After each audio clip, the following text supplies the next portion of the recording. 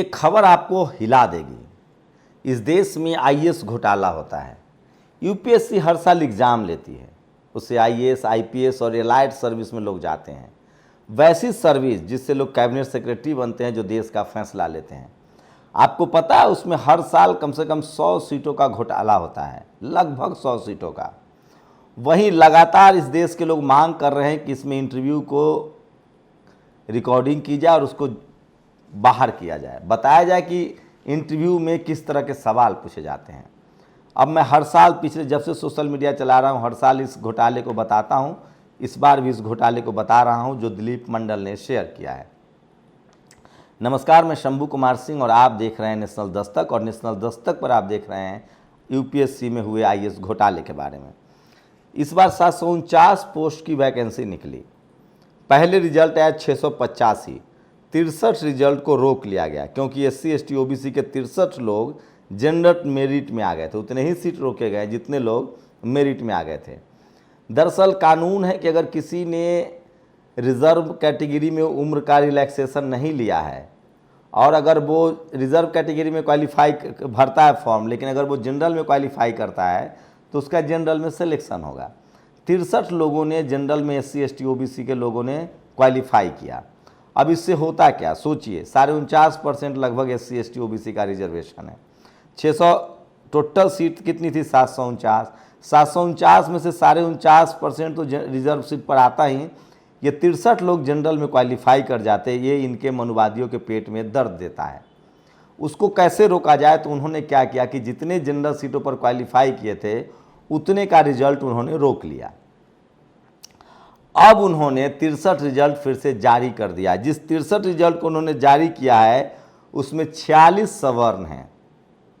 तो बहुजनों के हिस्से में कितने आया?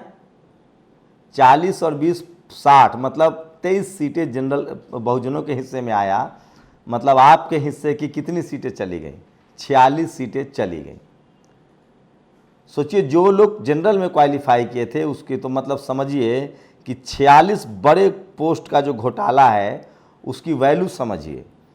अगर आप एक डीजीपी, एक सेक्रेटरी, एक कमिश्नर, जिला कलेक्टर या एसपी होने का मतलब समझते हैं तो 46 पदों की लूट का मतलब आप समझ पाएंगे। ये लिस्ट गोपनीय है, इसलिए जिन 46 लोगों का नंबर कटा उसको उनको पता भी नहीं है कि उनका कटा, इसलिए मुकदमा भी नहीं हो पाता। ये बारीक सिस्टम है। अब इस 46 का इम्पैक्ट क्या हो सो बता रहा हूँ।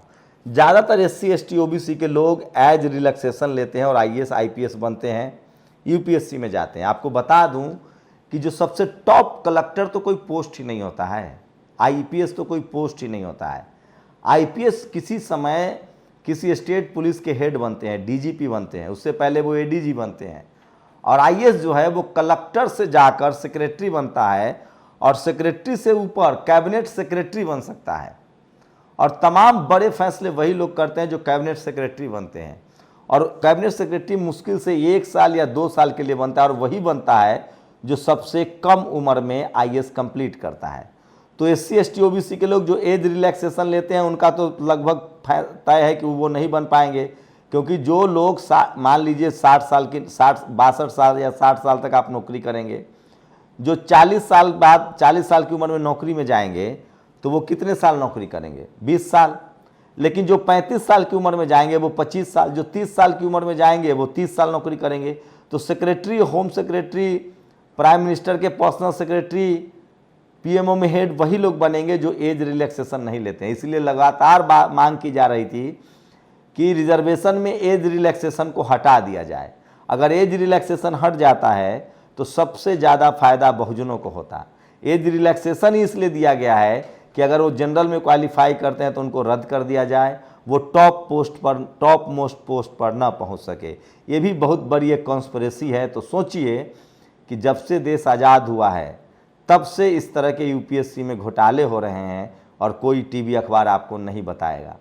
वो तो दिलीप मंडल की बारीक नज़र है जो उस पर पड़ जाती है, और कुछ हम जैसे सोशल मीडिया के पत्रकार हैं जो आपको बताते हैं। तो इस बार यूपीएससी में 46 सीटों का घोटाला हुआ है। दिलीप मंडल कहते हैं कि इस घोटाले की अहमियत वो लोग समझेंगे जो एक आईएएस, एक आईपीएस, एक डीजीपी, एक सेक्रेटरी का मतलब समझते हैं। एक कलेक्टर होने का मतलब समझते हैं। आप लोग अपनी प्रतिक्रिया जरूर दीजिए। शुक्रिया।